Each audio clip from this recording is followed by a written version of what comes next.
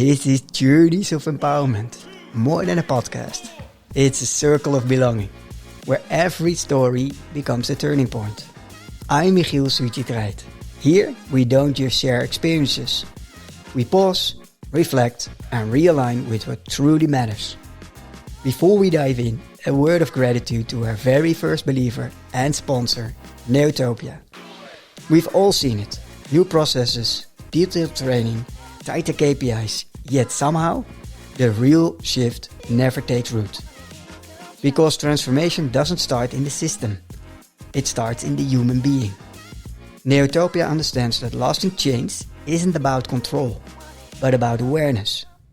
In their awareness workshop, you'll explore why strong processes still break down in execution, why learning fades when it's not embodied, and how to build teams that take ownership, not just orders. Change that drains people won't last, but change that awakens behavior, that's what moves everyone forward. Ready to lead differently and from awareness? Visit neotopia.nl. What if strength wasn't about how much we can carry, but about how deeply we can listen? What if resilience isn't built in the moments we push through, but in the moments we finally allow ourselves to pause? In this episode, I connected with Sabine Bakkum, founder of VitsAll, and someone who knows what it means to turn high performance into a more human kind of strength. From elite gymnastics to entrepreneurship, her story is shaped by discipline, ambition, and the quiet courage to speak up even when you don't yet know how. We spoke about the cost of perfection, the body's way of holding pain, and what happens when drive that once made you strong starts to wear you down. We explored how years of pushing turned into learning. Learning that vitality isn't a goal to achieve, but a balance to practice every day. As Sabine shared, everyone has a story. It's okay to be not fine and to speak about it. And the line that stayed with me, strength without softness collapses. Strength with softness becomes sustainable. Let's take a breath and begin. Hello, welcome Sabine. Hi, thank you so much. It's so it was already fun in our pre-conversation already here in the studio, right? Mm-hmm. And also some serious stuff, but yep. Let's start with VitsAll. You're a founder, and you're on a mission. What mission are you on? So we are on a mission that we want to make awareness of vitality in organizations, because we believe that the people and the employees who are working in the organization are very important, and they need some maintenance to work happier, but also for the sustainability of the company. And we want to make it possible in our themes of movement, nutrition and well-being, and fun, because that's very important. That's very important. And after the pandemic and after everybody is aware, right, about taking care of well-being, and it's the new normal. Yeah, that's what I think too. But when I'm in a conversation with an HR manager or a CEO or a corporate or something like that, it's on the agenda, but we do something with food and we have some fruits and someone do some yoga. So that's very nice. And when I ask about the sustainability of the employees, we do something with it, but we don't know yet. And maybe you can help or something.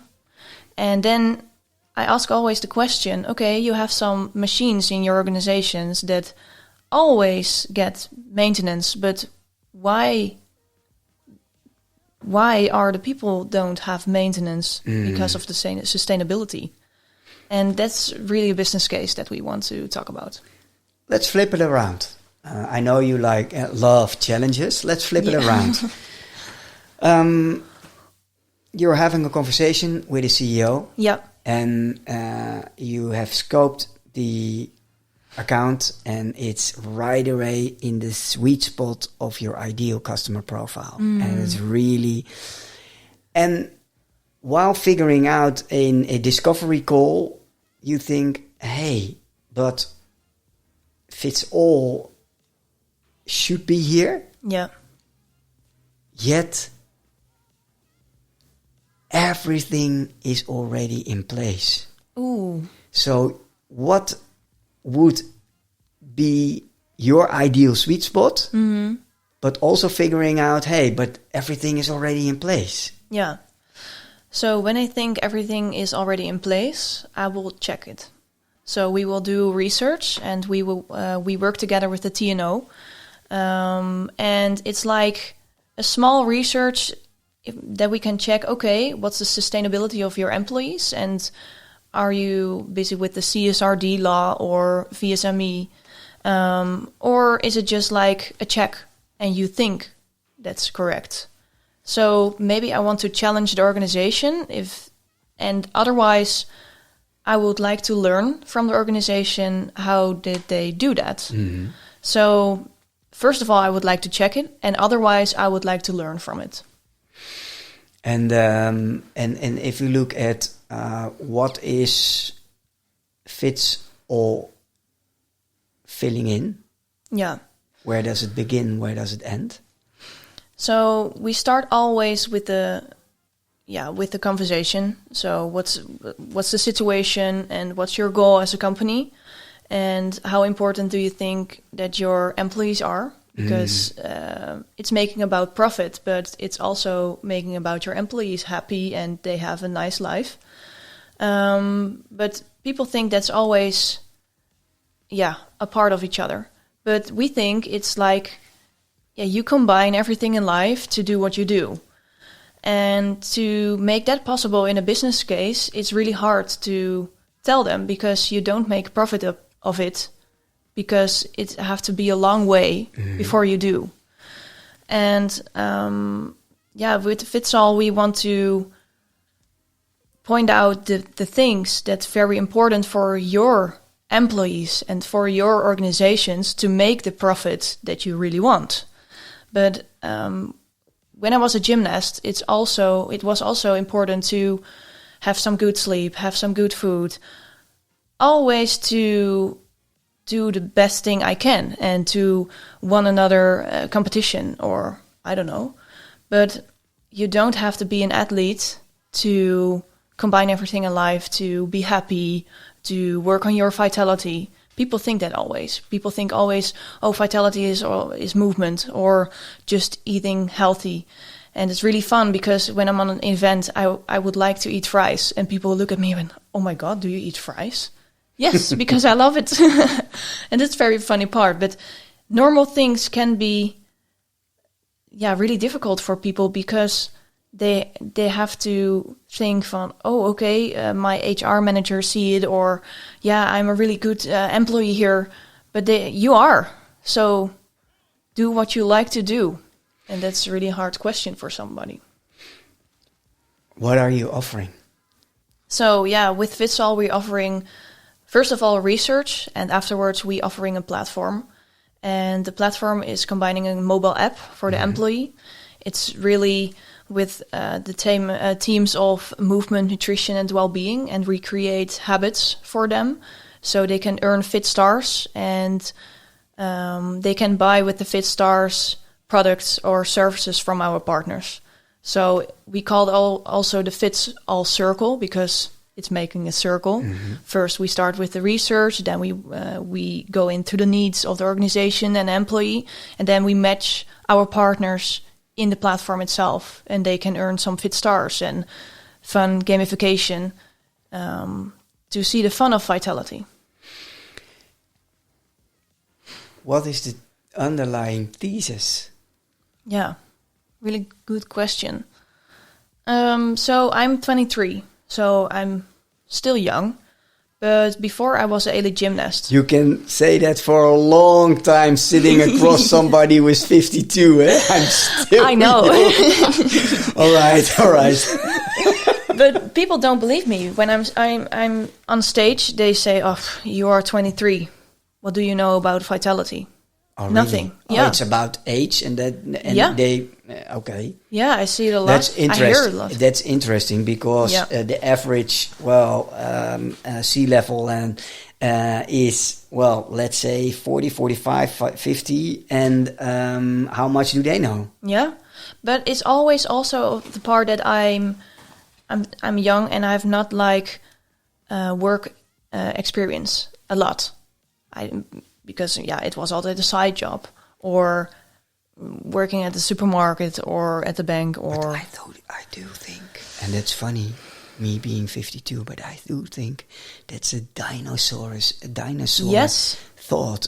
Even to think about it, it has to be about experience. It's about, yes. Are you able to understand? Are you able to really also look at from the other perspective? Are you open enough? And it's not about, it's experience. And also the word expert. I don't love the word expert.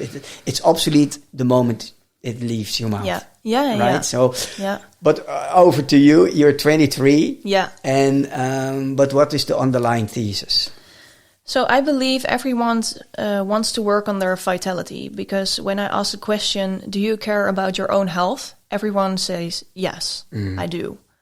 Okay, but why don't you work out? Or why are you going to look for some nice food that's good for your body? And why aren't you looking for a nice balance in your life? And those questions are very difficult for people, because some people don't have the motivation or think, oh, that's not for me, and they lay in bed or hanging on the bank, or I don't know where you are. But it's really difficult for some people. So my father don't like sports. He hates it. But I don't believe it. So I challenged him, because I was wondering, okay, what do you like in life? Well, okay, I like to listen music, but also traveling and something like that. Okay. And when you are on vacation, or I don't know where you are, what would you like the most? Yeah, that I can do a walk with historical things and everything like that. Okay, so why aren't you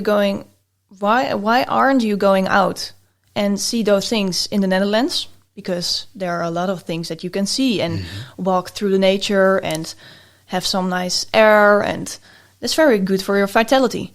Oh, yeah, that's very nice. So there's always a thing that you can do for your own health. And it don't have to be, oh, I'm going to the gym. I'm going to the gym 5 times per week, but you don't have to do that, because if you don't like it, don't do it, because you don't do it anymore at the time. So there are small steps that you can do, and people don't see it. But yeah, that's also vitality, caring for yourself, standing up or speak for yourself or listen to music that you love. Yeah. I think there you mentioned something essential. Caring for yourself. Yeah. Loving yourself enough to take properly care in prevention, instead of waiting until it's curing or non-curable. Exactly. Do you believe that is an important element in why people don't feel the necessity to get started, even started? Yes. Yeah, I feel it, because people don't prioritize themselves. And people always say, no, I don't have time for it. No, you don't have motivation to work on your own health. And that's really, really weird, actually. And I hear also there's in the platform, there's a habitual thought behind it, right? So it's recurrency. We love recurrency. But it's recurring, it's habitual. Yeah. How much do you believe is dependent on discipline in forming a habit? I think not much, because if you really want to do something, you always do it. And it's also about behavior, because when I'm at the party, I don't drink alcohol because of my gymnastics career, but everyone likes to toast with each other and be happy and everything. But if you don't like to drink alcohol, people say always things about you. So, oh, you're not really fun here and everything like that. But that's very strange. It's your own choice. It's your own motivation to do it, right?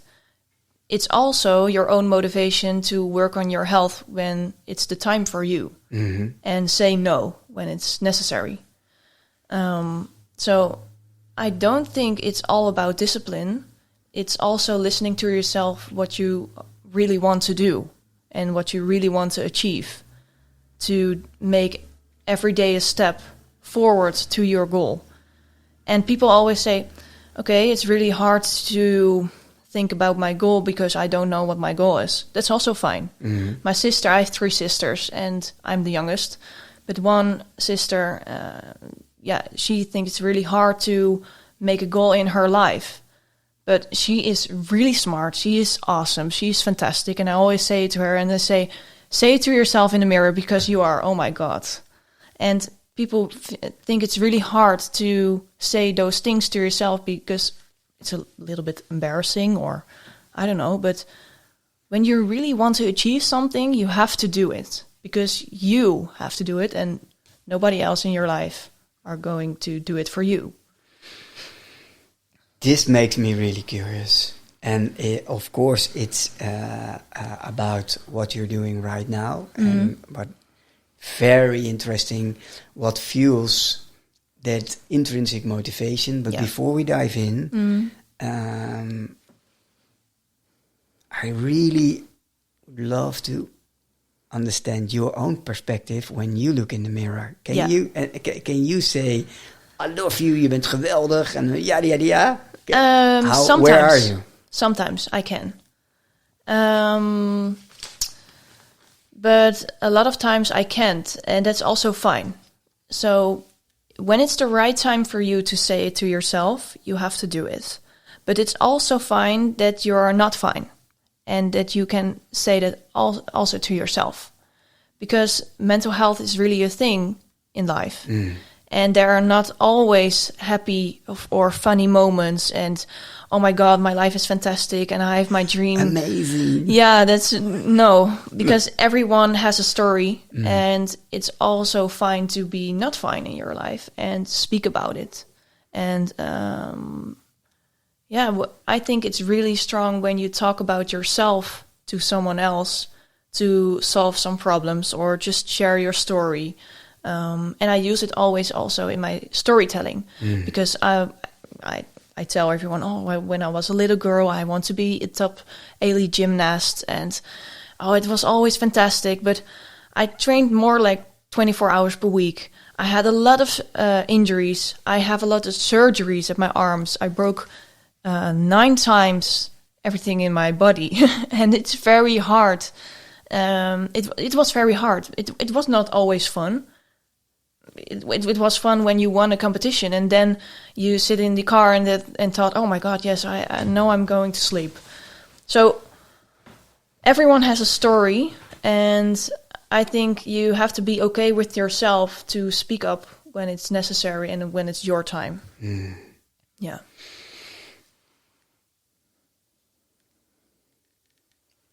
I love sometimes to take my time to process it. And it's a non-edit conversation. And can you do it in the mirror? Yes, it's a good question. Yeah. And I was hoping that you would ask that question because I had to learn that. And what do you think I discovered?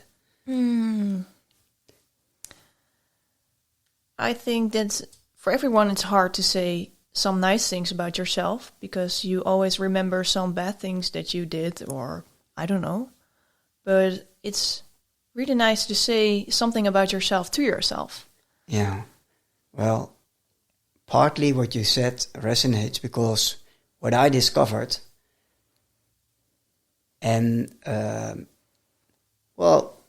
was pretty okay with the mirror. So it was for me, but what I discovered and where I'm at in this point of my life, I really love myself unconditional.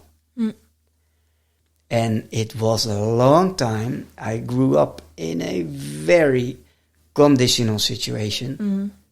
Also abusive, physical abusive, or neglect, but everything was conditional. Yeah. I left parental home when I was 12. Wow. I would start planning when I was 12. Left parental home when I was 13. And trying to figure out how the world works. And I found out, but everything with if is conditional. Yeah. So if I wear this clothes, if I behave in a certain way, if I walk with this kind of with these kind of friends, if I earn a lot of money, which I did, if I lived in posh houses, which I did, but all of a sudden the conditionality became also so internalized that I loved myself conditionally.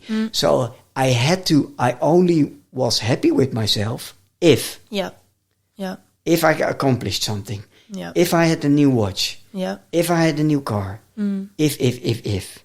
Yeah. And for the first time in my life, I think around about 2 years, I can really look into the mirror and say, I love you. and say... It's really nice. And also feel that. And feel that. It's not about achievement. No. It's not about... no, it's just, hey, you be you. And you're fine as you are. Yeah. And I'm 5 decades plus, so I'm 52. So it took me a long, long way. And it became, I love the mirror only if. Yeah, yeah. How is it for you? I recognize a lot of things that you said before, because as a gymnast, you want to achieve everything that you get, or that you can. And I looked in the mirror if I won the competition. I looked in the mirror when I did a new routine and it went really great. But it was a really hard time to do it because it was pure functional for my makeup or clothes or something like that. And it's actually funny because when I was a little bit younger, I didn't like to speak for many people. I didn't like to pitch. And one really fun part was I was in high school and I had to read an English book. Boring, but I had to do a presentation about this book and about a brand or something like that. And I was really nervous because everyone was watching at me and I have to do it in English. And oh my God, I was like, I don't know, I was maybe like 15. And I read it all about my paper. And then the teacher said, okay, now you have to throw away your paper. And I said, no, I don't want to do it. And he was like, you don't want to do it? I'm the teacher. You have to do it because you have to graduate, you know. And I said, no, I don't want to do it because it's a very stupid book. And then I get a nice grade because he was searching for my emotional part of a book. And he asked me question, and I was like, no, I don't like this. And I was really doing a great presentation when I look back. So, yeah, when you have to speak for so many people, nobody cares what you are really saying, and nobody knows what you are going to say. So it really was fun, actually, to look back at that part of my life, because now I'm on stage and pitching for hundreds of people, and I really much liking it, and it's really fun now. But sometimes you have to grow in something, or you have to do it and mention, oh, that was not nice, or I was really rude, or I don't know, and afterwards you do it different the other time. Hey, let's do a jump all the way back to that little girl who was aspiring to become an athlete. Let's. I'm really curious. Was it because was it a logical path or not? Was it a logical choice? Yeah. So I have 3 older sisters, and they did a lot of sports when I was younger, and I always going with my father when they are picking them up. And I was doing cartwheels at the public part. And there was one trainer, coach of the gymnastics part where my sister was training at that moment. And they have a normal conversation with my parents. And I was like doing cartwheels all the time. And he said, okay, maybe she likes gymnastics. Do you think? I was like 3 or 4. And I was like, yeah, I really want to do gymnastics. It's really fun. And I want to be a superstar, or I don't know what I said at the time. So I started gymnastics when I was 4. And is there footage? Yeah. Oh, wow. Yeah, it's really cute. Yeah, I can imagine. Yeah, and I started gymnastics in the city when I was living in like Culemborg. I trained like, I think 8 or 9 hours per week. Oh, at that age already? Yeah. Wow. And when I was 12, my trainers and coaches are going to Utrecht. And I thought, okay, I'm going with you. And my parents were like, okay, she's going to Utrecht to do gymnastics over there, but you also have to go to your high school, and okay, how we are going to do that. But yeah, I went to Utrecht to do some gymnastics over there, and that was probably my best career of my gymnastics part, because I trained really hard, more like 15 or 20 hours per week. I was like there and do my routines every time. And I have a lot of dedication and motivation. And it was, I get an award also for my dedication in America, in New York. Wow. And it was a really nice thing. And I was standing there with my award, and I was like, what is this actually? How old were you then? 16. No. Yeah. So I was always thinking I'm not good enough, because there are always girls who were better than me. But I also liked that, because then I can learn from them, and then I can train with them also. So I really want to do more gymnastics per week. I was really obsessed with it. And my sisters were like, okay, I want to go on holiday, but my sister have only 2 or 3 weeks to go on holiday, and then she has to be back at the gym. So I think it's also a really hard time for them. But in 2014, I was selected for the Dutch championships. Wow. And it was really a milestone for me, because, I was really good enough. And I also think, okay, I'm going to win this competition. And it was also the first time that my father was in the audience, because he never saw a competition of me. And my mother always. We have always eye contact before I did a routine. It was really cute, actually. And I remember when I was there, I had a vault final. Mm-hmm. And I was standing there, and I was the second. So in a final, there were always 8 gymnasts who do the final. So I was the second of the part that can continue. Mm-hmm. So, okay, I remember the moment, and when I start there, if I standing there before I want to run and do my routine and greeting to the jury. And I was speaking to myself, okay, I can do it. I will win this competition. Look to my father, look to my mother. Okay, let's go. So my routine was really perfect, but I have to wait for like 6 more that they have to do the routine also. So when the last gymnastics are going, okay, I'm the third of the Netherlands now. Okay, I'm the second. Oh my God, I'm the Dutch champion here right now. And it was in like 2014. I was like, I don't know, 12 or 13. And it was really a milestone for me that I won that competition. And I had a medal, and I thought, wow, I really made it now. But the routine goes on, and the next day I have to go to the gym again. And you're another elite gymnast when you win the Dutch championships. No, because I want to go to the World Championships. I want to go to the Olympics, and I want to be Simone Biles. Let's go. Yeah. Let's go. Yeah. So it was always not good enough for myself. And that was really, disturbing me from everything, I think. But it also makes me who I am right now. And I have a lot of dedication for my goals at the moment. But I was young. When I was younger, I had that also too, but only for my gymnastics career.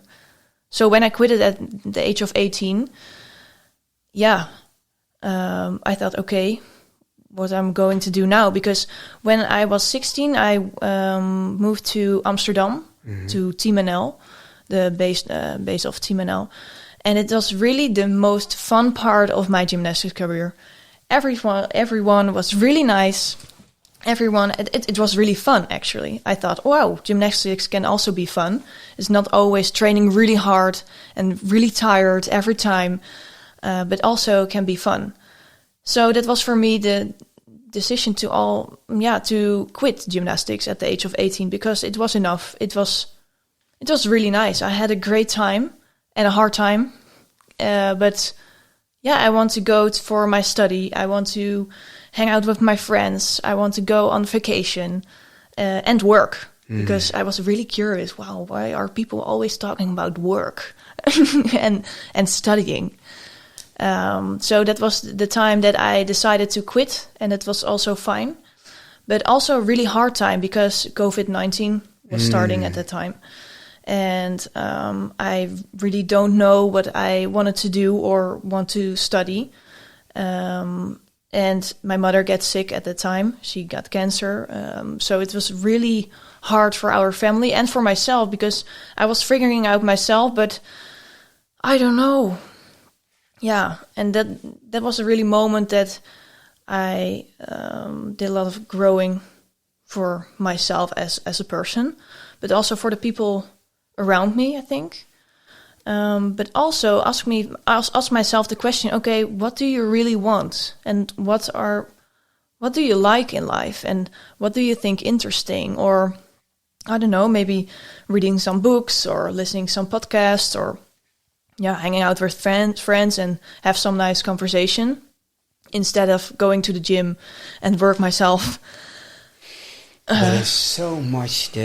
Sorry to jump in, but you're sharing so much in so short amount of time, and I'm only trying to wrap my head around it and think, wow, amazing, so much achievement, but also the amount of work you had to put into it, the amount of pain you had to go through, the amount of recovery from broken bones. What were you trying to prove? I don't know. I think something for myself, that I'm really great at something. And also for my parents, maybe. It's more in the study way, but not in my gymnastics career. I don't know. I really want to do and really want to be the best in something. Yeah, at that time. What a journey from your fourth. I'm only trying to imagine, because our daughter is she's very well accomplished. She's now almost 11. She's becoming 11 and she's already, from her third year, she's already a musical star. Oh, really and cool. She's now traveling all over the country. And, really? And 6 times a week, 4 times a week, and almost 5 times when she's in a production. All sort of training. And I was always wondering, is the balance between just being also a child but she enjoys it so much.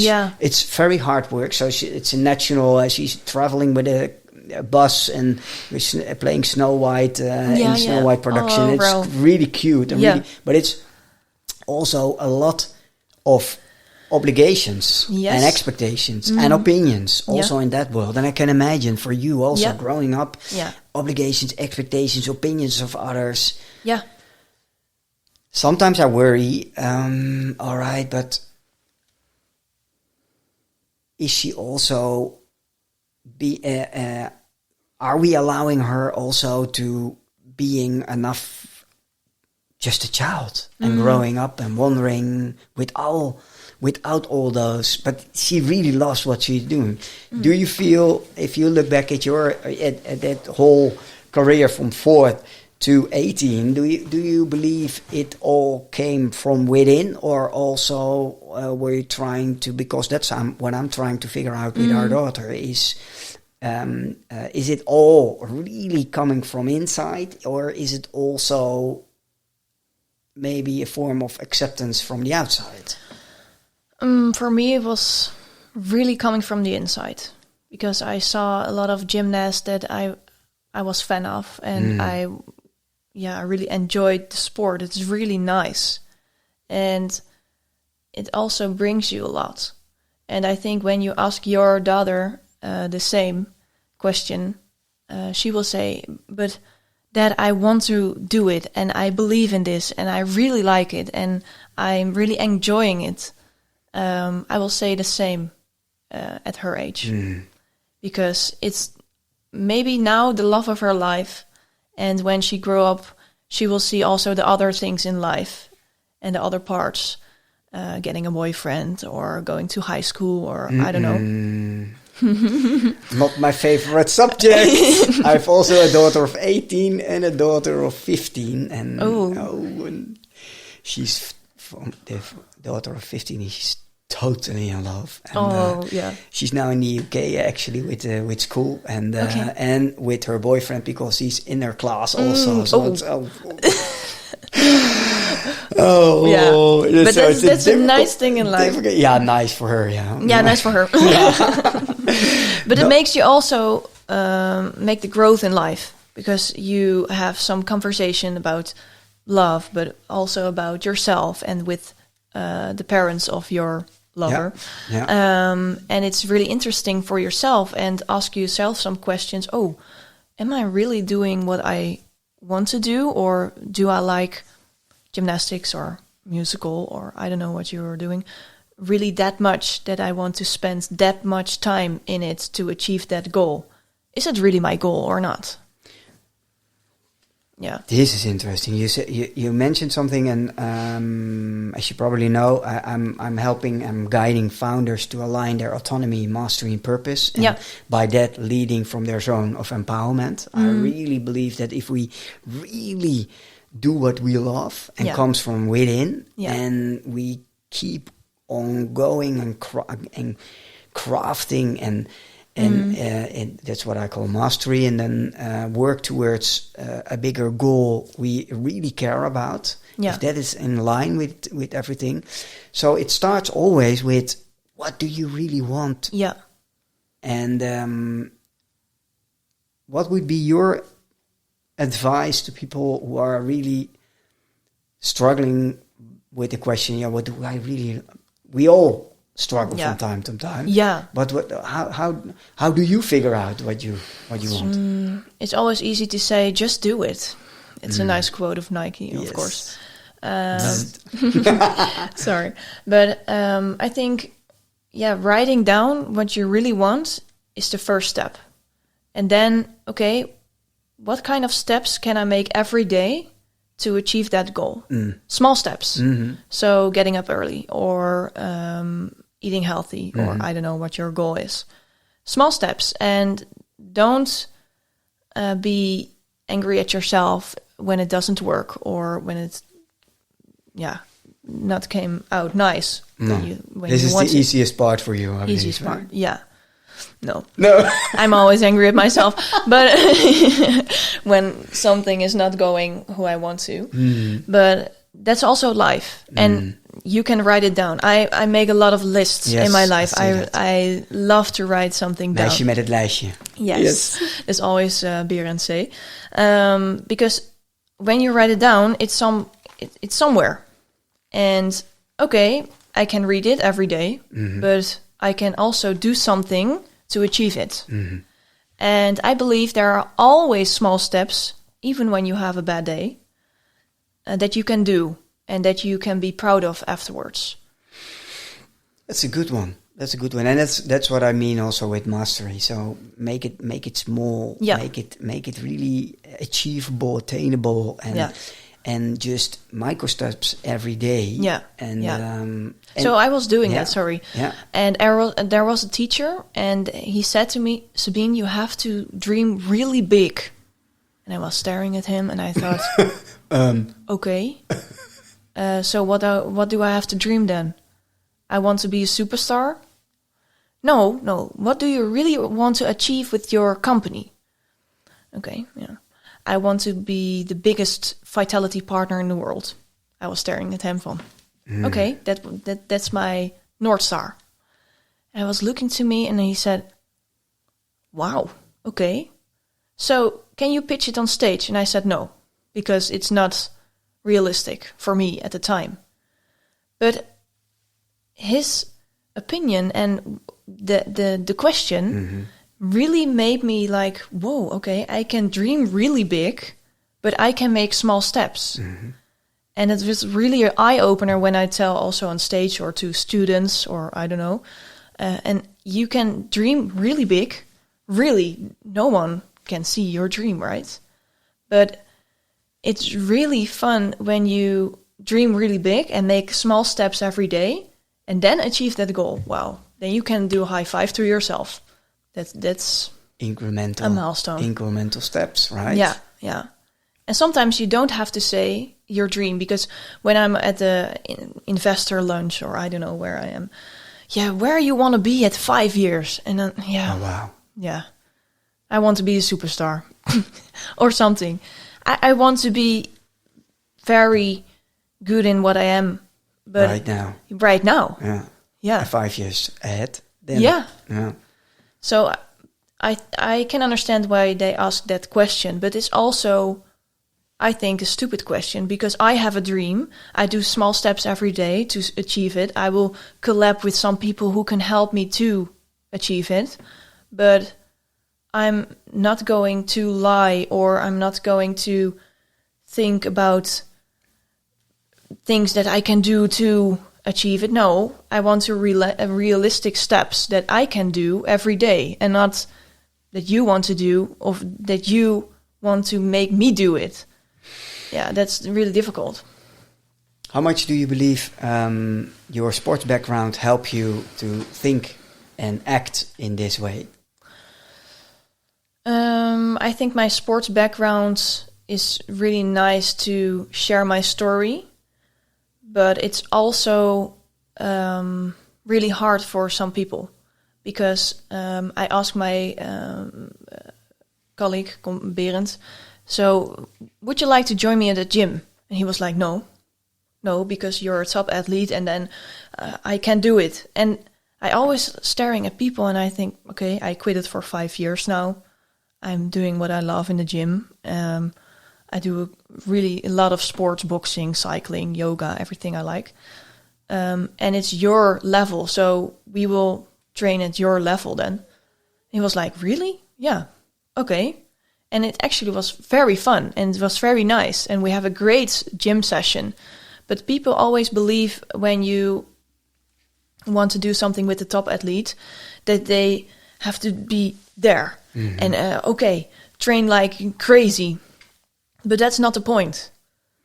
Every top athlete or athlete is also a human, and can do also training like slow or meditation or something like that, because you have also to do things that you like, but also have to rest and also do your training like at the level that you are at that time or at that day.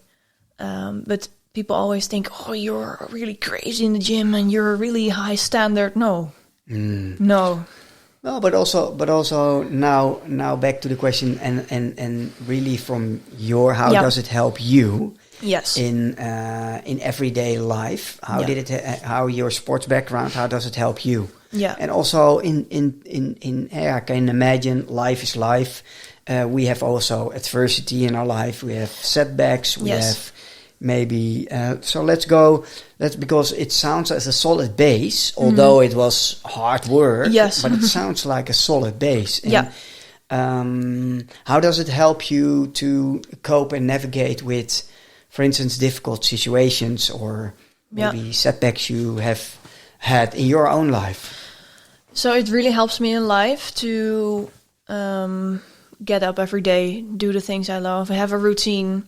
But I'm also obsessed with sports. I'm obsessed with movement every day. I have to train for like an hour a day. But it also helps me to clear my mind. And I remember it when I do some sports or do some exercises. And that feeling is really great, of course. But it also helps me in my business because I have so much dedication and so much energy because I believe in the potential of VitsAll. And I believe in my people in my team. And I'm really proud of that part. So it has two sides. I'm really proud of my dedication, but it's also sometimes too much. I do a lot of meetings. I do a lot of physical meetings, but also online. And my whole day is sometimes like 8 or 10 meetings a day. And then I'm really tired and I have to get work done also. And that's really hard. So dedication, but also too much work sometimes. What happens if it's too much? Because, too much is too much. But what happens? Really tired, of course, every day. Getting emotional, that's really the part, I have to quit now. I have to get some rest. I think I'm really tired then, and I can be a little bit grumpy, but also, reacting emotional on stuff that's not necessary. That are the signals that I have to slow it down. And you were around about 18 when you stopped your professional, your top athlete career. It seems like it was okay to stop. Yes. And then, because that's another world, a new world. Yes, a new world. Yes. How was that for you, the transition? Actually, it was really weird because I was figuring out what people do in normal life. So, my people of my age went to school or a side job or hanging out with their friends. But I really don't know. I had some friends, of course, and I went to high school, and it was really a hard time because I had a lot of free time, and I thought, what are you going to do in your free time? Like sitting on the couch? No. I don't know. I really had to figure out, and maybe a new hobby, or did I like music? I was like playing guitar. Figure out what was me actually. Who am I without gymnastics? Yeah, it was a hard time, but also a very nice time to see what's all going on in the world, instead of always go to the gym and always want to be gymnast. Yeah, I can imagine. It's almost like a sort of identity, right? Yes, yeah. What helped you then to start figuring that out? My sisters helped me.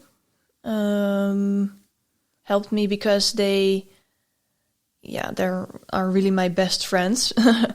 And at that time, I get also a boyfriend, Alex. He's now a member of VitsAll.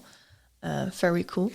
I just recently, today, discovered that, because that's maybe a funny story, but we went to the Next Web with a mini team, and everybody introduced her or himself, and also your beloved boyfriend was there, but there was not a cue, which made us think that it's like you have a relationship with your COO. And I was like, and you just told me, and I was like, huh? Yeah. What did I miss? It was, I can imagine. It was very interesting. Yeah, that's because we are a team. Yeah. And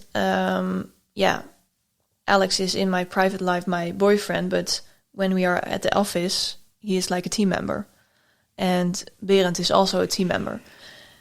Yeah. And very fascinating dynamic. It's a very fascinating dynamic. And of course, you talk about VitsAll when you're at home or when you're walking in. Yeah.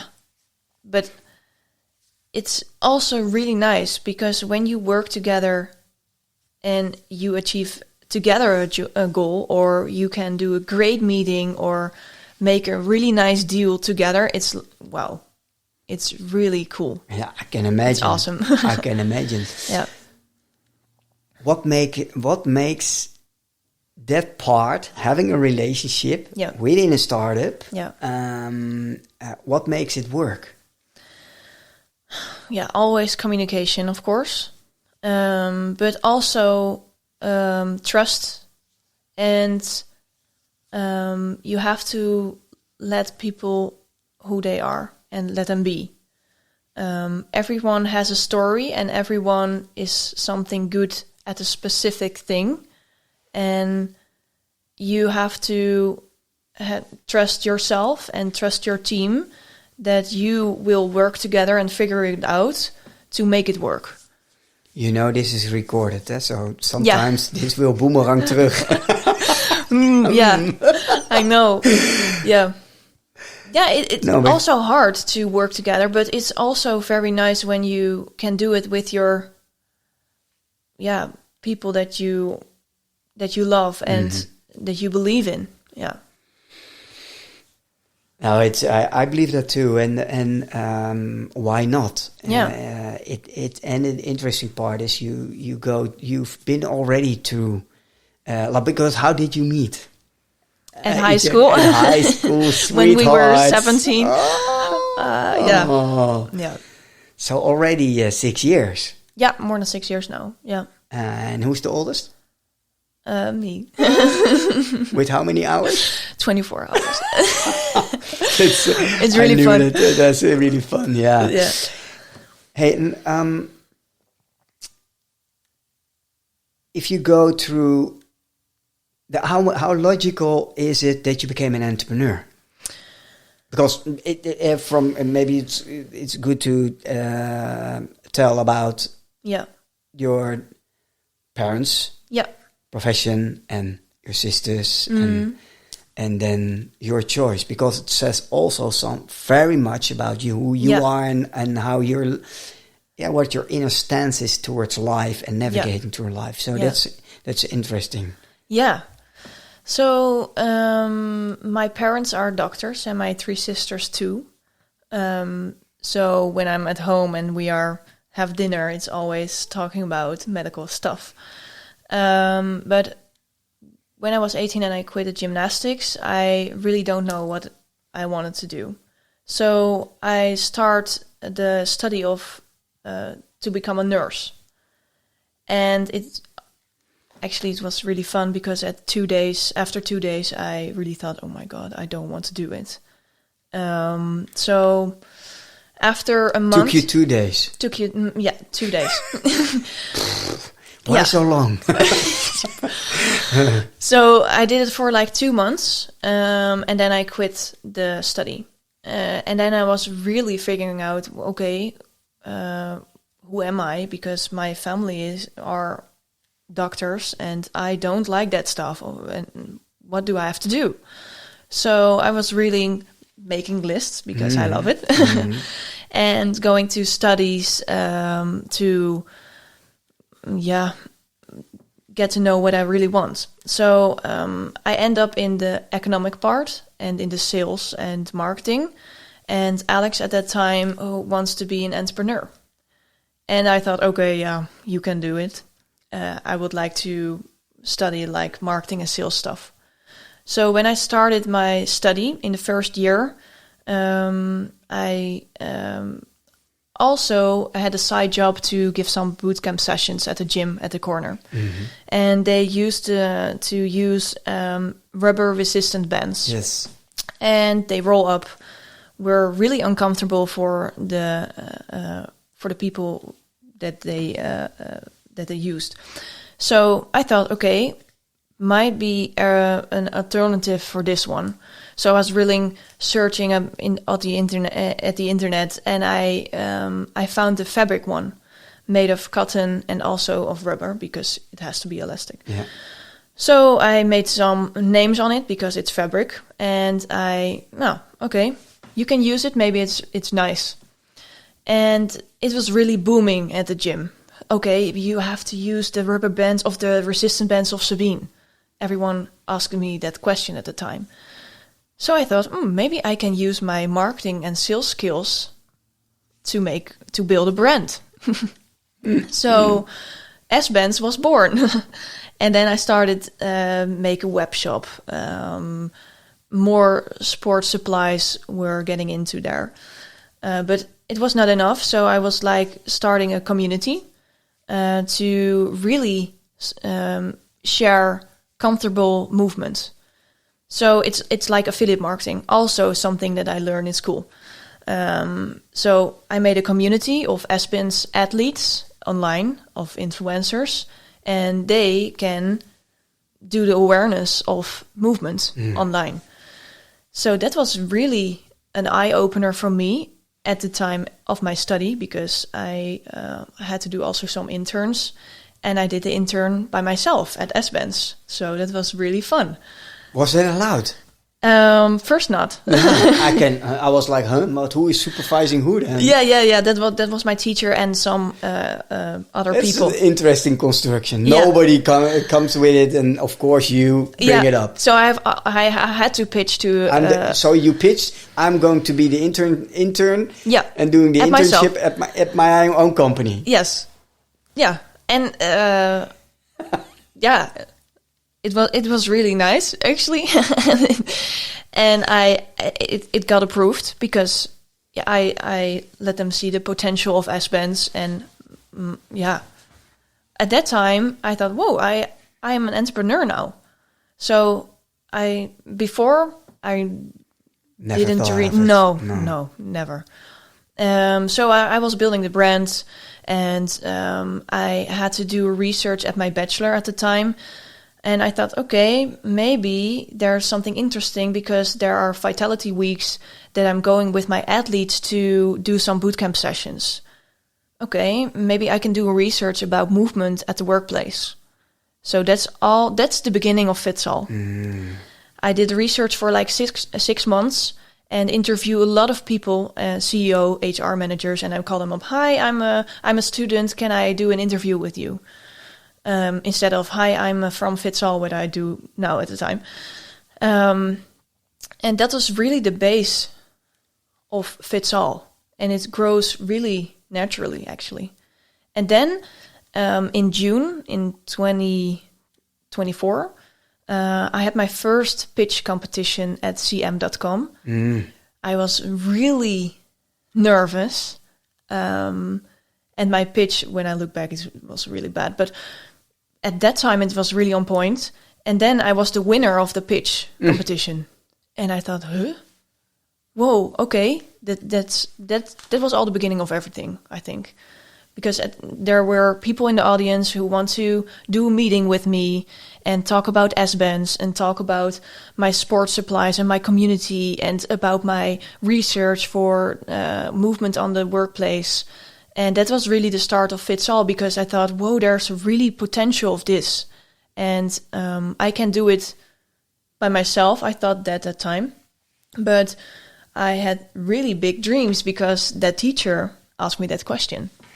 And so I was really looking for a great team that we can do it together. Yeah. Wow. Sabine, this is interesting, right? You grow up in where your father and two doctors, sisters. Yes. Doctors. and you had everybody. Although sisters were also doing sports, but you made an obsession about it. Yeah. And went all the way to the top. Yeah. It's interesting. The same family. Yeah. The same dynamics. The same upbringing. Where does that come from? That it's interesting, right? The choices. Do you have the answer? I don't know if there's an answer, but where does those kind of choices and kind of your path comes from? Is that nurture, nature? What is it? I don't know. Is it because, maybe differently, is it because everybody does this, I want to do it that way? No. Huh? No, it because I'm always interested in the medical stories that they tell at dinner. It's really fun, actually. But yeah, I'm not a doctor. I don't want to be, but I've really much respect for them to do impactful things. But there's also other things in life that you can do, also other jobs, also other markets that you can be in. Still you are in care. Yes. And you're on the prevention side. Yes. So exactly. there is still care. Yeah. But it's in prevention. Yeah. Instead of the cure. Yeah. So there's maybe still a similarity, because you could have been easily in whatever entrepreneur. Yeah. But you have chosen something with body, mind. Yeah. And exactly. And also nutrition and a healthy life. Yeah, right? yeah. A balanced, healthy life. Yeah. That's interesting. It's interesting to hear your story and to think, hey, but the whole environment was same. And yet you hear Sabine does it differently. Yeah. But is it then from, I want to do it differently because of, or it comes from within? Yeah, I think it comes from within. But a few weeks ago, I was cleaning my old room for my parents' house. And I found a book. And it was like a restaurant that I opened myself with clay. It's really fun. I was like 10 or something. And I really made product pictures and ask some money. And then I clay the dinner, and then I will give it to you. I was like 10, or I don't know how old I was, but it was. I look back now and I thought, wow, I really were an entrepreneur at that age. It's really fun. So it was in me, I think, when I was younger, and it's also fun when my sisters didn't use something in their room. Okay, maybe I can sell it because I want a new iPad. So, yeah, I think it's naturally. It comes from within. Obviously. Yeah. Hey, and of course, life is life. Yeah. Also, in your personal life, in your personal health. Yeah. There's also a dark side, because we Yes. hear a lot of. And I think it's never fun to talk about our personal health if that is at some time we're suffering. Yeah. But on the other hand, it is hopefully also good for the audience and for you to open up about that. Yeah. So when I was younger, I had some pain in the stomach, and I thought, oh, okay, maybe it's like stress, and people told me it was like stress. Was it already at your to help us a little bit understand when you were longer? Was it before your 18th, when you were in your sports career? Yeah, I think I was like 16 when the period starts in a woman. Yeah. And yeah, I had a lot of pain, and I was really tired, and sometimes I was like, do I have a fever or what do I have? But doctors says, yeah, maybe it's like stress or something in your family with the stomach, so we have to figure it out.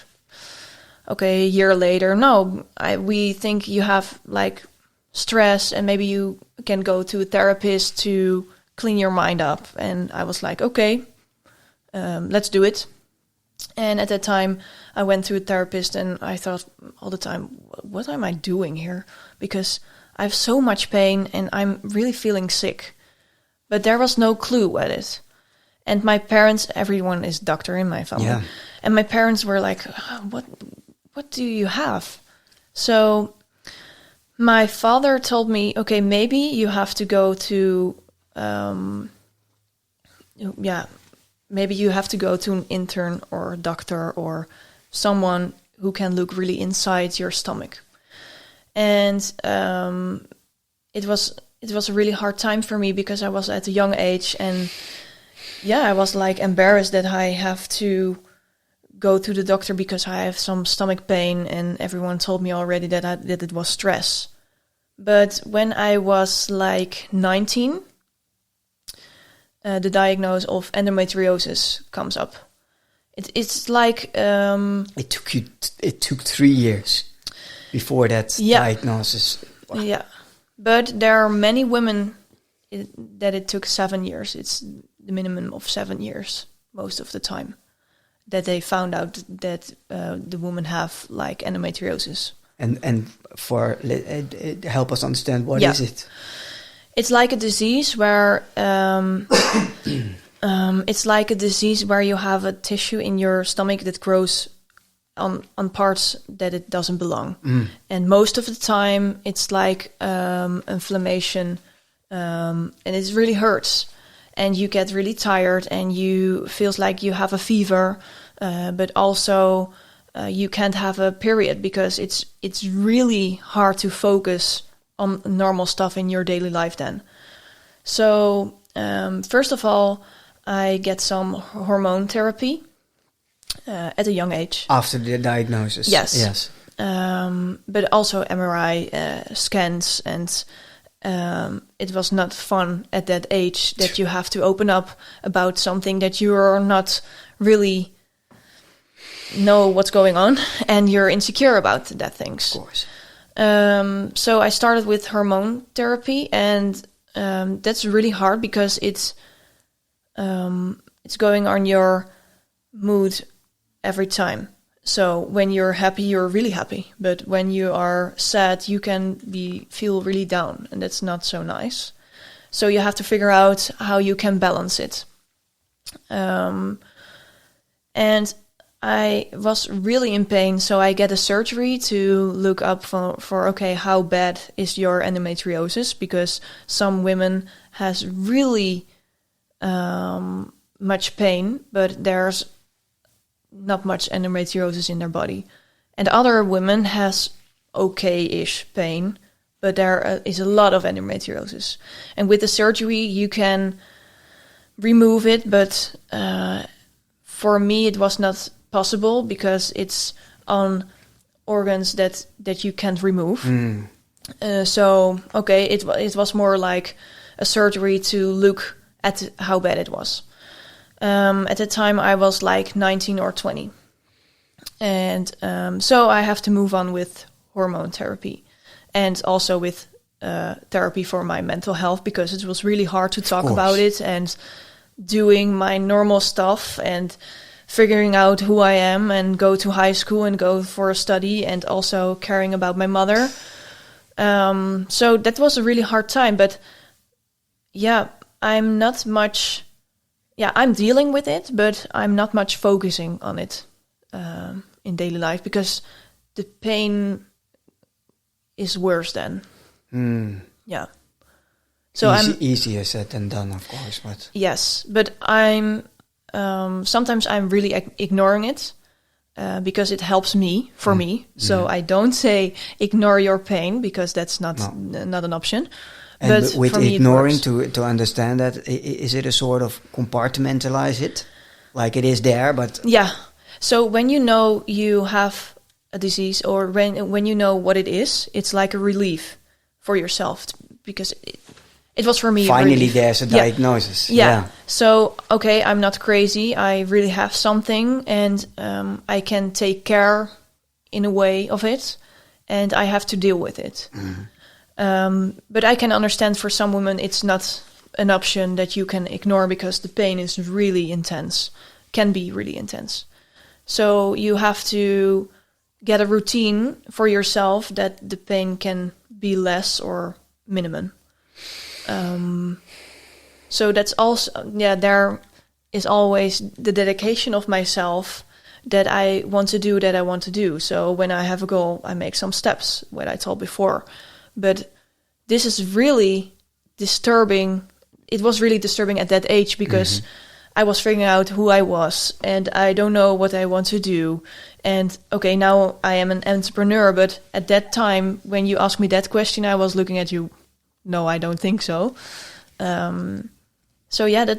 It's really hard being a girl, a young woman, to figuring out what endometriosis is. And figuring out life in it, in and on itself. Yeah. And so first of all, thank you for sharing. I respect that. I have a tremendous respect for that. And what kind of support did you have?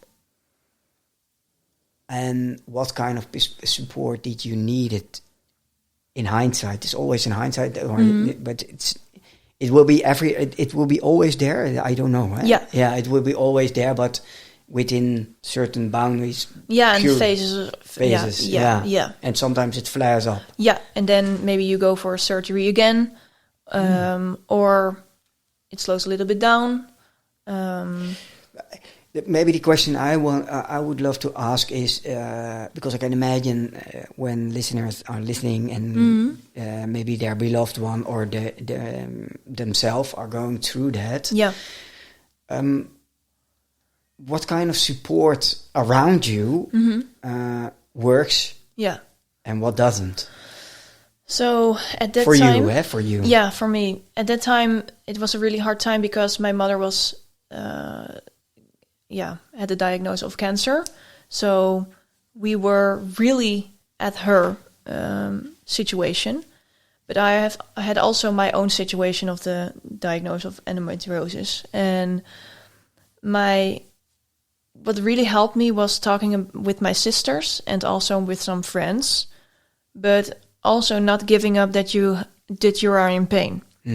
So calling a doctor again, do your story, maybe go to another hospital, because endometriosis is like a disease that doctors don't know much about, because it's with hormones and it's also with women, and most of the research is on men and not on women. So nowadays there comes a lot of research about this disease, and there is, I think now, a medical option in progress, but not yet. So when you are in this situation, really speak up about yourself. Tell someone you are in pain. Go to doctors. It's really serious for yourself because it's your life, it is your body, and you can make the decision to go someone who can make it a little bit better for you. So I recommend also going to a therapist to talk about it, because not everyone can understand what you are going through. And not even yourself. Not even yourself, indeed, yeah. So, yeah, don't give up, I would say to you, because you have to listen to your body. And when you think something is wrong, you have to figure it out and check it. Yeah. Thank you. No problem. No, it really, I can imagine also I can and can't imagine, of course, but it sometimes will feel lonely. Yeah. Right. And they think I'm crazy and I'm making things up. Right. Yeah. So that's what it sometimes what your stories sound like. Yeah. And then, all right, maybe it is something mental. No. Yeah. But I feel the pain. Yeah. I'm not making it up. No, exactly. And it's really hard when someone is saying to you, oh, it's all about stress. And there was a lot of stress in my life because I quit gymnastics. My mother went sick, get sick. And there are a lot of going on also at home. But family also dynamics, of course, around the whole situation. Yes. So I can imagine. Yeah, so I don't want to make it all about me, but No. I was in really much pain. And I was like, hello, can somebody help me? And when you're going home from a doctor meeting, or when you went to the hospital and they told you again, we don't know, maybe you have to try something different in your food, or I don't know. Then you sitting at the couch and I'm not crazy, right? Or am I? That's a dangerous one. Yeah. Or am I? Yeah. The moment you start questioning yourself, or am I? Maybe they are right. Yeah. Maybe it is stress. Yeah. Maybe I'm making it up. Exactly. Maybe, Yeah. So when I had an MRI and they saw, oh, Sabine, you have endometriosis, I thought, whoa, I'm not crazy, but I really don't know what it was at that time. And then it all starts with therapy and treatments and everything like that. But it was really a relief that I had something, because then I can tell myself you're not crazy. Yes, and I don't make something up. No. And yeah.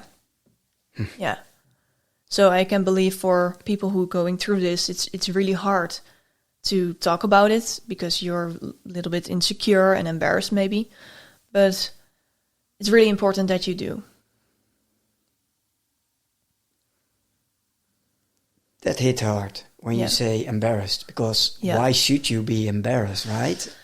Yeah, because it's your body, it's your life, and it's also in an area or on your body that you think, okay, I don't know what it is, and I'm a woman, but there are a lot of women, of course, in the world who are struggling with this disease, but you feel embarrassed when you are in pain and someone tells you no, it's something with stress or something else, but maybe you can change something with your food. And I was like, no, I am so much in pain and I'm insecure, and what is going on? And when you're sitting there and had all the stuff that they had to do, you feel like a small little girl who's sitting there. Vulnerability on steroids. Yes. Yeah. So, that was also a little part of my dark me, I think. Yeah. Would you have ever imagined sitting in a podcast, speaking up about this? No. Knowing that it will be broadcast. A lot of people around me, I think, don't know that I have this disease. Wow. Because I don't like talk about it. Because I think, it's just like that. It's okay. I can deal with it, and I don't have to tell you because maybe it's weak or I don't know. But when we had the conversation at the Next Web, and also Veronique was sitting next to you, and I thought, wow, maybe it's necessary to speak up about this subject. Yes. Also speak up about this subject in companies, in working life, because it's really a challenge for women, I think, to deal with this. And it's for me that I most of the time ignore my pain, but I think I'm a champion ignoring my pain because also of the surgeries and the injuries that I had in my gymnastics career. But it's really important for your mental health also to speak up about this subject. How does it make you feel right now? Actually, it makes me feel really strong that I can talk about it. Yeah. I get goosebumps. I'm proud of you. Thank you. I was really nervous actually before I know. I know. Yeah. And that's, of course, it's not up to me to say it is, of course, logical, but I can imagine. Yeah. And especially also that not everybody in your own personal, but I'm really happy that you did, because I'm really involved in women's health and women's health tech, and also on the events. And if you hear all the stories, for me it's every time a sort of crash course on steroids, because I know I'm starting to notice how little I know about women and women health and all and while I'm observing the room, women feel, and only a few men, so I'm really would love to invite a lot of more men to get on the stage, to become involved in the conversation around women's health. Then when you see also the panelists, all are experts, or well, we don't love the word expert, but also in the field of where they're talking about, and turn it into a professional expertise also.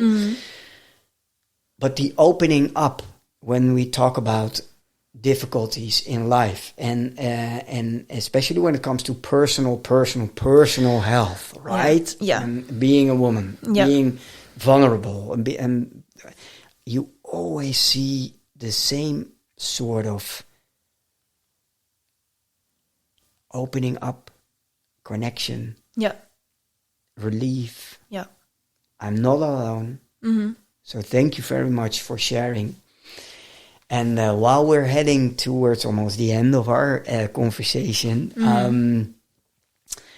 thank you very much. First of all, thank you very much. And you're welcome. And thank you for the invitation. Yeah, of course. And hey, and while we're heading towards the end of our conversation,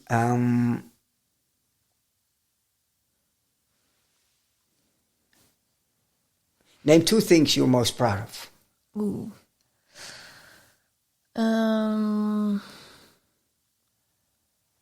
I think I'm most proud of the moment when I was, I think, a few months ago. No, it's like 2 years ago I had therapy for my mental health. Yes. It was a really hard time because of the illness of my mother. And I was really proud of myself that I get relieved of all of my stress and all of the difficult things at that time. And now it's okay to talk about it. And it's also nice to talk about someone and make you feel like vulnerable, because it's really important. And the other thing, I think it was the decision to quit gymnastics. It sounds really strange, but no, it doesn't. For me, it was like, okay, it stopped right here, because I'm 18 and I had a nice career and I don't see the fun anymore. No, I think it's brave. Yeah, because you stepped right away in having the situation at home, and then right away in an unknown times unknown new world, a sort of blue ocean you didn't know at an age of 18, when you're starting to figure out the world in a larger than only your home environment, and then all of a sudden, wow, the thing that gave me my identity, my whole life, from my 4th to my 18th, and then let's say, okay, I think I'm going to retire my professional sports career, and I'm going to figure it out. That says a lot about you. What does it say about you? Say it out loud. What does it say about? What would you say to another person if you heard that? What is the one? I think the word that you mentioned, it is really brave that you make the choice for yourself, because it feels right to do it right now. Also, what we mentioned before at the mirror story. You have to speak up for yourself when it's the right time, and sometimes you don't feel the right time, or you're doubting at something. So the word is brave, I think. Yeah. Beautiful. Yeah. We also touched upon big dreams. Yes. So what is the big dream with VitsAll? So the big dream with VitsAll, I mentioned before, I thought, but I really want to be the biggest vitality partner for organizations worldwide. Wow. Yeah. That does something with you, eh? Yeah. Yeah. It's not only brave, but also it makes you proud, right? It Yeah. makes you... Yeah. I have an incredible team right now, and that's really living my dream life right now, because I'm going to the office to work for myself, and other people going to the office, of course, to work for a boss. And I'm my own boss. And that's really cool, because when I want to go to the gym at like 10 a.m., I can go because I don't plan a meeting, or I can do it. And if nobody says, hey, No. but we have to have 5 calls on your agenda, where are they? Yeah. But it's also, there's also another part really stressing about your money, or getting successful, or I don't know. But I make that choice to do it right now because it feels right. And with this team, I believe the potential of VitsAll. And I see that that the dream is going to be happen. Wow.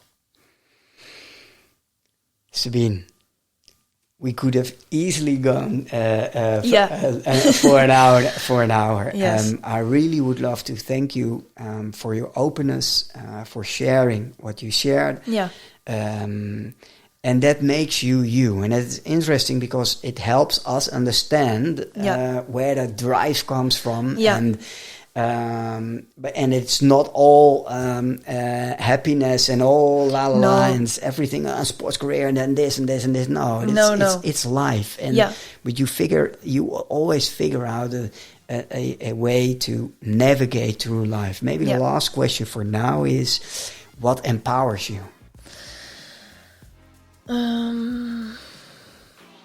I think what me empowers is